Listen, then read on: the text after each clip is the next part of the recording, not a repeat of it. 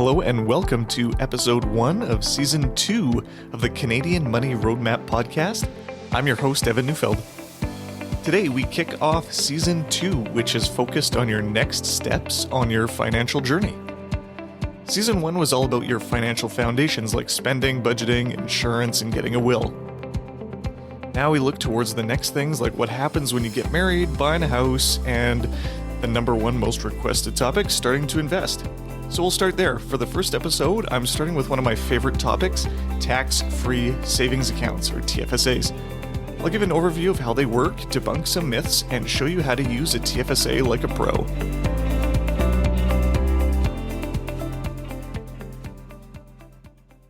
Before we go too deep into TFSAs, I want to remind you of the number one rule when it comes to tax.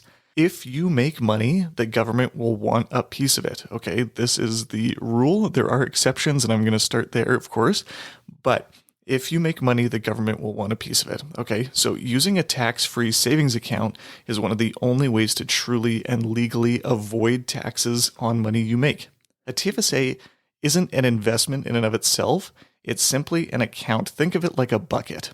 So in your bucket, you can hold things like cash, stocks, bonds, other types of investments, including mutual funds or ETFs. So TFSAs are very flexible and open-ended with the options are available. It is not, I repeat, not simply a cash account at your bank. It can be, but this is a misuse of a TFSA in my opinion, because back to that first rule, if you make money, the government wants a piece of it. And so the TFSA is meant to avoid taxes being paid on money earned, but if it's just sitting in cash, you're not making any money in the first place. A study from the Bank of Montreal recently showed that less than half of Canadians are even aware that a TFSA can be used for things other than cash. It definitely can and should be. So if you take one thing away from this podcast, make sure it is the fact that you can invest and make money inside a TFSA. And that's the whole point, because if we're making money, we want to avoid taxes on it. So now that we know that you can have a wide range of investments in your TFSA, the money you make on those investments, you won't have to pay any tax on the money you make, okay? It's right in the name, tax-free savings account. And remember that rule, using a TFSA is the exception to the rule that the government wants a piece of every dollar that you make.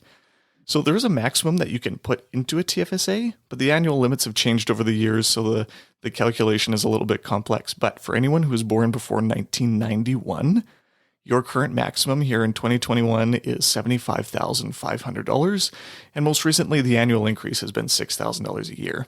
So if you don't use up all of your new space in a given year, it carries forward indefinitely to be used in the future. So if you haven't opened a TFSA yet, you can still use that full $75,500.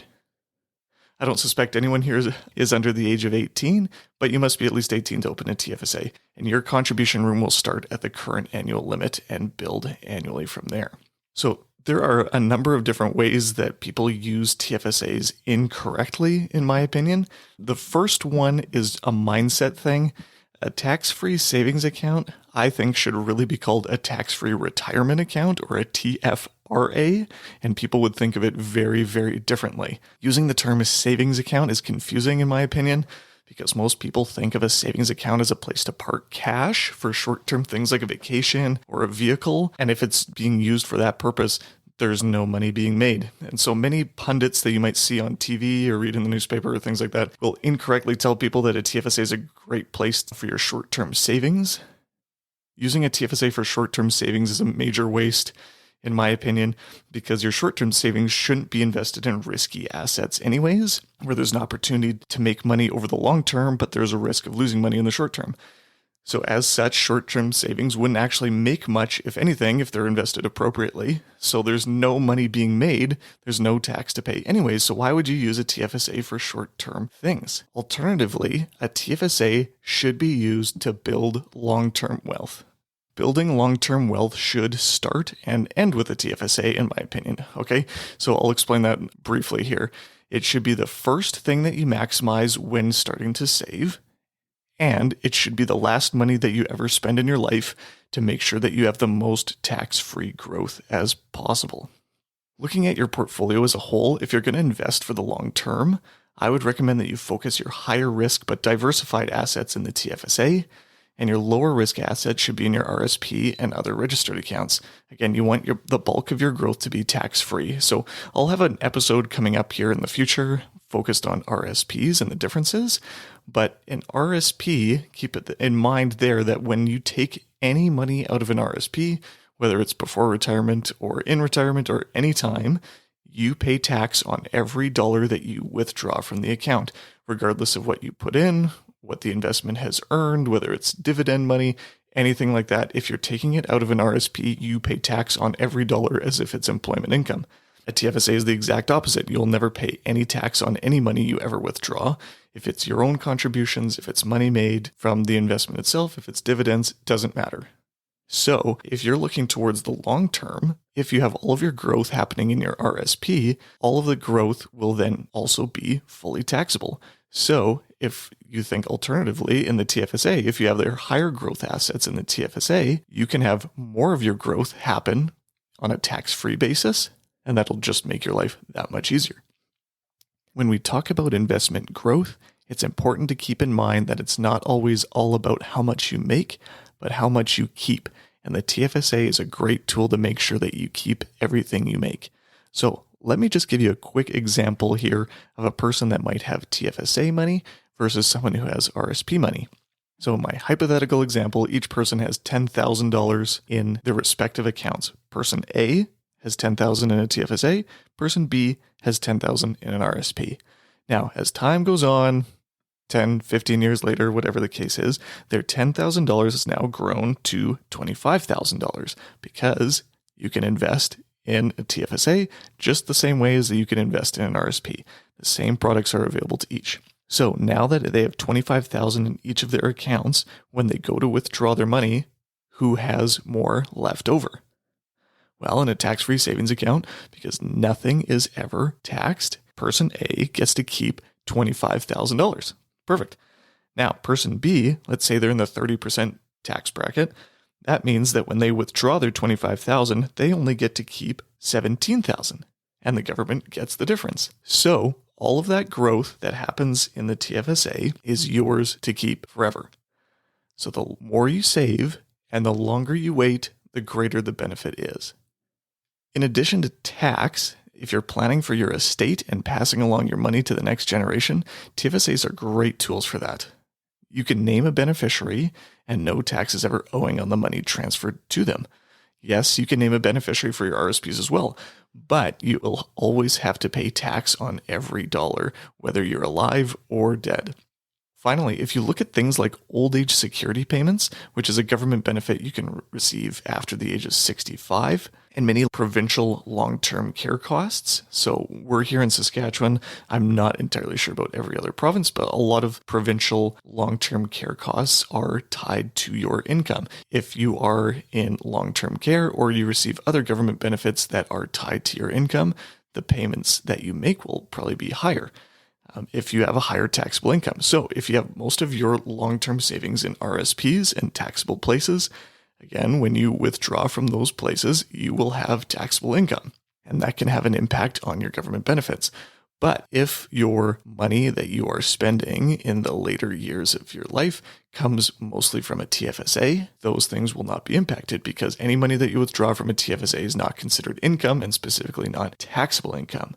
So in your later years, if you mostly have TFSA money to spend, you're more likely to receive more in government benefits and spend less on long-term care. So these are some things that the majority of people listening won't have to worry about for a long time, but the things that you plan for today will be that much easier to achieve later in life by making small adjustments to how you save today. So I recommend, I'll go back to the beginning here, building long-term wealth should start and end with a TFSA. You should start by maximizing your TFSA every year if possible, and then use that with the mentality of it being a tax-free retirement account, meaning save it for the later years of your life and hopefully spend any of your taxable money first and let your TFSAs grow as long as possible. So in summary, if you're over the age of 18, you can open a TFSA to invest your money. Any money that's made, whether it's dividends, interest, or capital gains, it's all tax-free. It doesn't matter when you earn it or when you withdraw to spend it, it's always tax-free. Secondly, don't bother using a TFSA to park cash for short-term savings. Use your TFSA to build wealth as early as possible. Using a TFSA for short-term savings or just to park cash is a waste. And while you won't get into trouble by withdrawing it for short-term savings, meaning you won't have any tax to pay, you also wouldn't have any tax to pay in the first place because it's not making any money just sitting there. The banks often make reference to things like a high interest savings account. Take a look at and see what their interest rates are in a product called a high interest savings account. If it's over 0.5%, you might be getting pretty lucky. That's not a lot of interest in my mind, and it's not worth it to park money in an investment product like that when it could be doing other things for you, specifically investing for the long term. Okay, third, by focusing on building through a TFSA, you could pay significantly less in lifetime taxes, receive more in government benefits, and pass along more of your assets to your kids, and finally pay less for your government subsidized costs like long-term care. The TFSA is the most powerful and most incorrectly used financial tool that we have as Canadians. In my opinion, most of this has to do with the fact that it's called a savings account and not a retirement account. But don't let a couple of words get in the way of your financial success. Thanks for joining me today on the Canadian Money Roadmap podcast. If you enjoyed today's episode, I'd really appreciate if you left me a review on Apple Podcasts with your biggest takeaway. If you have questions or ideas for topics you'd like me to discuss on future episodes, please reach out via my contact info in the show notes. This podcast is intended to be educational in nature, and you should always consult your financial, tax, and legal advisors before making changes to your financial plan. Any rates of return discussed are historical or hypothetical and are to be used for educational purposes only. Evan Neufeld is a qualified associate financial planner and registered investment fund advisor. Mutual funds are provided through Sterling Mutuals Inc.